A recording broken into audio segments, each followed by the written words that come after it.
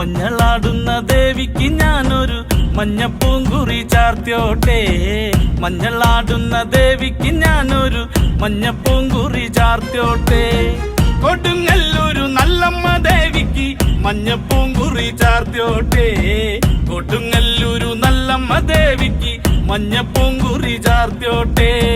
മഞ്ഞളാടുന്ന ദേവിക്ക് ഞാനൊരു മഞ്ഞപ്പൂങ്കുറി ചാർത്തിയോട്ടെ. മഞ്ഞളാടുന്ന ദേവിക്ക് ഞാനൊരു മഞ്ഞപ്പൂങ്കുറി ചാർത്തിയോട്ടെ.